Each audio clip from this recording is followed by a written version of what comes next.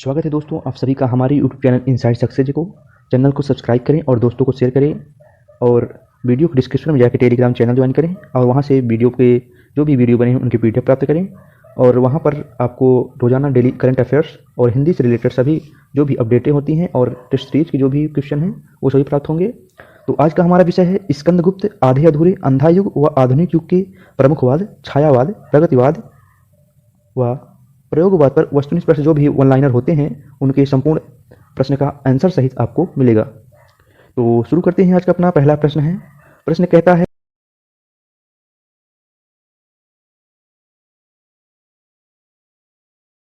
तो ऑप्शन दिया है रामा, भटार्क, विजय, स्कंदगुप्त। तो अपने कुकर्मों का फल चखने में कड़वा फल परिणाम में मधुर होता है, उक्त कथन किनका है? तो भटार्क का है। ऑप्शन 2 सही आंसर हो जाएगा। अगला प्रश्न है प्रश्न क्रमांक 2। प्रश्न क्रमांक 2 कहता है देवसेना को निम्न में से क्या कहा गया है? तो देवसेना को निम्न में से क्या कहा गया है? रसनंदन की वसंत श्री, अमरावती की सची, धरती की रानी, स्वर्ग की अप्सरा। तो इसमें कूट दिया गया है। ऑप्शन में है केवल 2 व 4 सही हैं, केवल 1 व 3 सही हैं, केवल 1 2 4 सही हैं, केवल 1 2 सही हैं। तो इसका सही आंसर हो जाएगा केवल 1 व 2 सही हैं। तो देवसेना को इनमें से क्या कहा गया है? तो रसनंदन की वसंत श्री और अमरावती की सची। यही ऑप्शन 2 सही हो जाएंगे। अगला प्रश्न है प्रश्न क्रमांक 3। प्रश्न क्रमांक 3 कहता है क्षमा पर मनुष्य का अधिकार है, वह पशु के पास नहीं मिलती, किसका कथन है? तो ऑप्शन है चक्रपलित, रामा, देवकी, सर्वनाग। तो क्षमा पर मनुष्य का अधिकार है पर पशु के पास नहीं मिलती, ये किसका कथन है? ये है देवकी का। ऑप्शन नंबर 3 सही हो जाएगा इसका आंसर। अगला प्रश्न है प्रश्न क्रमांक 4। प्रश्न क्रमांक 4 कहता है संसार का मूक शिक्षक क्या डरने की वस्तु है, किसका कथन है? संसार का मूक शिक्षक क्या डरने की वस्तु है, किसका कथन है? तो ऑप्शन है जयमाला, विजय, देवसेना, प्रपंच बुद्धि। तो देवसेना हो जाएगा इसका सही आंसर। संसार का मूक शिक्षक क्यों डरने की वस्तु किसका कथन है? देवसेना के। ऑप्शन नंबर 3 सही आंसर हो जाएगा इसका। अगला प्रश्न है प्रश्न क्रमांक 5। प्रश्न क्रमांक 5 कहता है परिवर्तन की शिष्ट है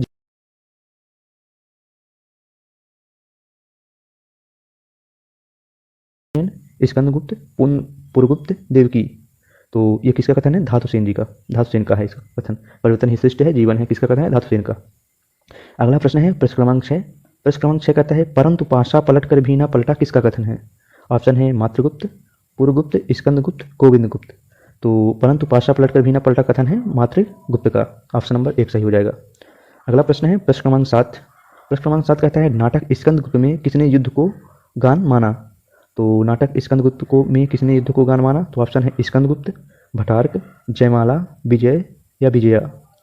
तो इसका सही आंसर हो जयमाला। जयमाला ने स्कंदगुप्त नाटक को युद्ध को गान माना है।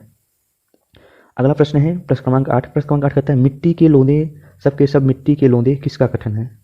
तो ऑप्शन है किस बड़ी बेटी, छोटी लड़की, बड़ी लड़की, छोटी लड़की, सावित्री या महेंद्रनाथ। तो मिट्टी के लोंदे सबके सब मिट्टी के लोंदे कथन किनका है? ये कथन है छोटी लड़की का। ऑप्शन नंबर 2 सही हो जाएगा। अगला प्रश्न है प्रश्न क्रमांक 9। प्रश्न क्रमांक 9 कहता है महेंद्रनाथ ने किसकी सलाह पर सावित्री से विवाह किया था? तो ऑप्शन है जुनेजा, जगमोहन, सिंघानिया, स्वयं के निर्णय से। तो महेंद्रनाथ ने किसके सलाह पर सावित्री से विवाह किया था? तो जगमोहन से। ऑप्शन नंबर 2 महेंद्रनाथ ने जगमोहन की सलाह पर सावित्री से विवाह किया था। अगला प्रश्न है प्रश्न क्रमांक 10। प्रश्न क्रमांक कहता है सबके सब एक से बिल्कुल एक हैं, आप लोग अलग अलग मुखौटों पर चेहरा सब एक ही है, उक्त कथन किसका है?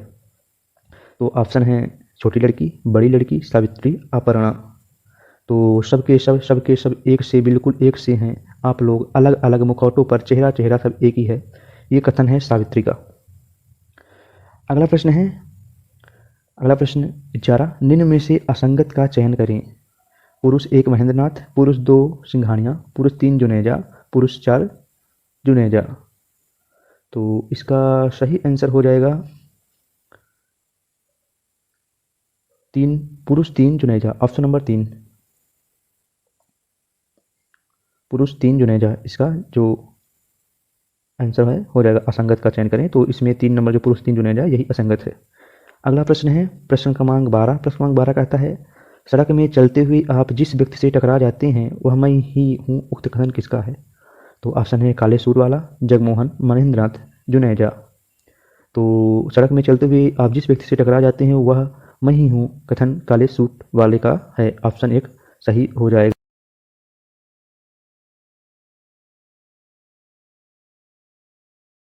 अपनी मुट्ठी में भर लेना चाहती थी, जिससे जो कुछ भी तुम्हारी मुट्ठी में था वह भी धीरे धीरे फिसलने लगा। उक्त कथन किसका है? तो ये कथन जुनेजा का है। ऑप्शन 3 सही हो जाएगा इसका। अगला प्रश्न है प्रश्न क्रमांक 14। युयुत्सु को निम्न में से क्या कहा गया है? तो दैत्याकार सभी सही। इसमें सब कुछ जो बोला गया है वो सब कुछ कहा गया है। युयुत्सु को दैत्याकार भी कहा गया है, मायावी भी कहा गया है, शिशु बच्ची भी कहा गया है, गिद्धवत भी कहा गया है। तो ध्यान देंगे, थोड़ा इसमें मिस्टेक हो गया है, तो इसका चारों आंसर सही हो जाएंगे। अगला प्रश्न है प्रश्न क्रमांक 15। प्रश्न क्रमांक 15 कहता है भुजाएं ये तुम्हारी पराक्रम भरी थकी तो नहीं, अपने बंधुओं का वध करते करते किसका कथन है?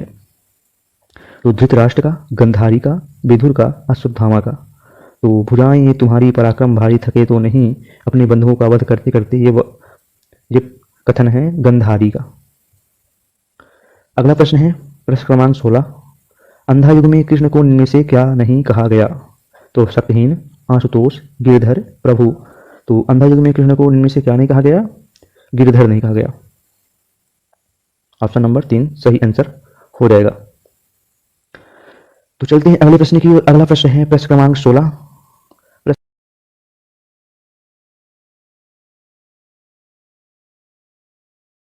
कृष्ण जिधर होंगे जय उधर होगी किसने कहा है? तो ऑप्शन है व्यास, विद्याचक, धृतराष्ट्र, गंधारी। तो सही आंसर हो जाएगा ये व्यास ने। ऑप्शन 1 सही हो जाएगा। अगला प्रश्न है प्रश्न क्रमांक 18। प्रश्न क्रमांक 18 कहता है धर्म नीति मर्यादा यह सब है आडंबर मात्र किसका कथन है? तो धर्म नीति मर्यादा यह सब है आडंबर मात्र किसका कथन है? गंधारी का, धृतराष्ट्र का, विदुर का, वृद्ध याचक का। तो ये कथन है गंधारी का। ऑप्शन 1 सही हो जाएगा। अगला प्रश्न है प्रश्न क्रमांक 19। निम्न में से असंगत का चयन करें। झूठा भविष्य वृद्ध याचक, अंधा दर्शन धृतराष्ट्र, कायर अश्वत्थामा, अमर व तटस्थ संजय। तो इसका जो असंगत है कायर अश्वत्थामा हो जाएगा आंसर 3 सही हो जाएगा। अगला प्रश्न है प्रश्न क्रमांक 20। प्रश्न क्रमांक 20 कहता है वर्तमान से स्वतंत्र कोई भविष्य नहीं, हर क्षण इतिहास बदलने का क्षण होता है किसका कथन है? तो ये कथन कृष्ण का है, अश्वत्थामा का है, विदुर का है या वृद्ध याचक का है? तो ये कथन है वृद्ध याचक की। वर्तमान से स्वतंत्र कोई भविष्य नहीं, हर क्षण इतिहास बदलने का क्षण होता है, वृद्ध याचक का कथन है। अगला प्रश्न है प्रश्न क्रमांक 21। जयशंकर प्रसाद जी की कविता श्रावण पंचक किस नाम से प्रकाशित हुई? तो ऑप्शन है कलाधर, मधुप, रसा, जयशंकर प्रसाद। तो जयशंकर प्रसाद की जो कविता श्रावण पंचक है किस नाम से प्रकाशित?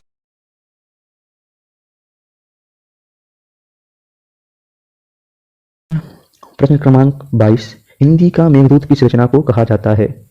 तो ऑप्शन है कामायनी, रामचरितमानस, आंसू, पल्लव। तो हिंदी का मेघदूत किस रचना को कहा जाता है? आंसू कहा जाता है। अगला प्रश्न है प्रश्न क्रमांक 23। प्रश्न क्रमांक 23 कहता है निराला जी की अंतिम काव्य रचना कौन सी थी? तो निराला जी की अंतिम काव्य रचना पूछ रहा है। तो सांध्य काकली, पत्रों था कंठित जीवन का विष बुझा हुआ, रंग में भंग, अनामिका। तो निराला जी का अंतिम काव्य रचना कौन सी? पत्रों कंठित जीवन का विष बुझा हुआ। ऑप्शन नंबर 2 सही हो जाएगा। अगला प्रश्न है प्रश्न क्रमांक 24। प्रश्न क्रमांक 24 कहता है निराला की तुलसीदास कितने छंदों की रचना है? तो निराला की तुलसीदास कितने छंदों की रचना है? 102, 101, 103, 104। तो 102 छंदों की रचना है निराला जी की तुलसीदास। तो सही आंसर हो जाएगा 2 नंबर 101 हो जाएगा 2 नंबर ऑप्शन 101। निराला की तुलसीदास 101 छंदों की रचना है। अगला प्रश्न है प्रश्न क्रमांक 25। अतिमा किसकी रचना है? तो ऑप्शन है निराला, पंत, प्रसाद, महादेवी, वर्मा। तो ये पंत जी की रचना है। ऑप्शन नंबर 2 सही हो जाएगा। अगला प्रश्न है प्रश्न क्रमांक 26। प्रश्न क्रमांक 26 कहता है निम्न में से किस कवि को संवेदनशील इंद्रिय बोध का कवि कहा जाता है? तो ऑप्शन है पंत, मुक्तिबोध, प्रसाद, त्रिलोचन। तो संवेदनशील इंद्रिय बोध को कवि कहा जाता है।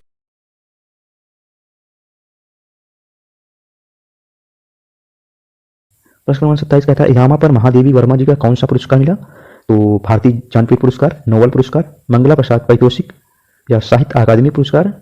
तो यामा पर महादेवी वर्मा जी को भारतीय ज्ञानपीठ पुरस्कार प्राप्त हुआ। अगला प्रश्न है प्रश्न क्रमांक 28। प्रश्न क्रमांक 28 कहता है कुमकुम किस कवि की प्रथम कविता संग्रह है? तो कुमकुम किस कवि की प्रथम कविता संग्रह है? तो ऑप्शन है सुभद्रा कुमारी चौहान, बालकृष्ण शर्मा नवीन, केदारनाथ अग्रवाल, सिया राम शरण गुप्त। तो कुमकुम किस कवि की प्रथम कविता संग्रह है? तो ये है बालकृष्ण शर्मा नवीन की कविता संग्रह है प्रथम। अगला प्रश्न है प्रश्न क्रमांक 29। स्वदेश के पथ किसकी रचना है? तो स्वदेश की पथ रचना किसकी है? सुभद्रा कुमारी चौहान, माखनलाल चतुर्वेदी, मैथिली शरण गुप्त या बालकृष्ण शर्मा नवीन की। तो स्वदेश की पथ की रचना है सुभद्रा कुमारी चौहान जी की। अगला प्रश्न है प्रश्न क्रमांक 30। प्रश्न क्रमांक 30 कहता है हिंदी का बायरन किसे कहा जाता है? इंपॉर्टेंट क्वेश्चन है। माखनलाल चतुर्वेदी, हरिवंश राय बच्चन, मुक्तिबोध, महावीर प्रसाद द्विवेदी। तो हिंदी का बायरन किसे कहा जाता है? हरिवंश राय बच्चन को हिंदी का बायरन भी कहा जाता है, याद रखेंगे, इंपॉर्टेंट है। अगला प्रश्न है प्रश्न क्रमांक 31। प्रश्न क्रमांक 31 कहता है दुख ही जीवन की कथा रही, क्या कहूँ आज जो नहीं कही, उक्त काव्य पंथ किसकी है? तो इसकी जो ऑप्शन है प्रसाद, पापन, बच्चन, निराला। तो दुख ही जीवन की कथा रही, क्या कहूँ आज जो नहीं कही, इस किनकी पंक्तियां हैं? निराला जी की। ऑप्शन नंबर 4 सही हो जाएगा।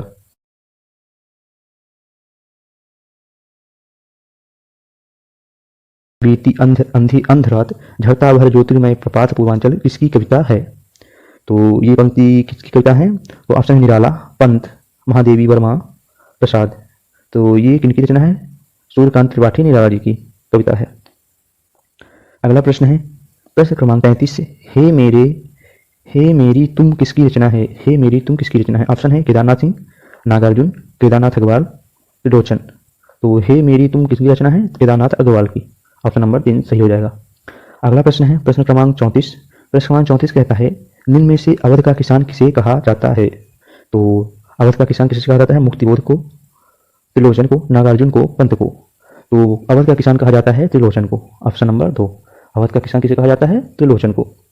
अगला प्रश्न है प्रश्न क्रमांक 35। प्रश्न क्रमांक 35 कहता है जन जन में जो ऊर्जा भर दे मैं उद्गाता हूँ उस रवि को, किसकी पंक्तियां हैं? तो केदारनाथ अग्रवाल, हरिकृष्ण प्रेमी, मुक्तिबोध, नागा अर्जुन। तो जन जन में जो ऊर्जा भर दे मैं उद्गाता हूँ उस रवि को, ये किनकी रचना है? ये रचना है नागा अर्जुन की। 35 का आंसर हो जाएगा 4, नागा अर्जुन। अगला प्रश्न है प्रश्न क्रमांक 36। मुझे जगत जीवन का प्रेमी बना रहा है प्यार तुम्हारा, किस कवि की पंक्तियां हैं? तो रामधारी सिंह दिनकर, माखनलाल चतुर्वेदी, त्रिलोचन, केदारनाथ अग्रवाल। तो त्रिलोचन जी की।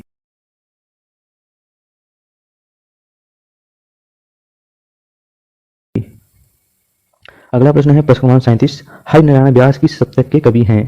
तो हरि नारायण व्यास किस शतक के कवि हैं? ऑप्शन है ताता शतक, तीसरा शतक, दूसरा शतक, चौथा शतक। तो ये हैं दूसरे शतक के, हरि नारायण व्यास दूसरे शतक के कवि हैं। ऑप्शन नंबर 3 सही हो जाएगा। अगला प्रश्न है प्रश्न क्रमांक 38। प्रयोगवाद किस विचारक से प्रभावित था? तो ऑप्शन है दांते, फ्रायड, रूसो, लेनिन। तो प्रयोगवाद किस विचारक से प्रभावित था? फ्रायड से। अगला प्रश्न है प्रश्न क्रमांक 39। प्रश्न क्रमांक 39 कहता है प्रयोगवाद दृष्टिकोण का अनुसंधान है किसकी पंक्तियां हैं? तो प्रयोगवाद दृष्टिकोण का अनुसंधान है किसकी पंक्तियां हैं? रघुवीर सहाय, नागेंद्र, केसरी कुमार, रामस्वरूप चतुर्वेदी। तो इसका सही आंसर हो जाएगा ऑप्शन नंबर 3, केसरी कुमार। आज का हमारा अंतिम प्रश्न है केदारनाथ सिंह किस शतक के कवि हैं? केदारनाथ सिंह किस शतक के कवि हैं? तो ऑप्शन है चौथा शतक, तीसरा शतक, दूसरा शतक या तार शतक। तो केदारनाथ सिंह किस शतक कवि हैं? तीसरा शतक के। तो 44 का केदारनाथ सिंह किस शतक कवि हैं? तीसरे शतक का। तो आज का सेशन यहीं समाप्त होता है।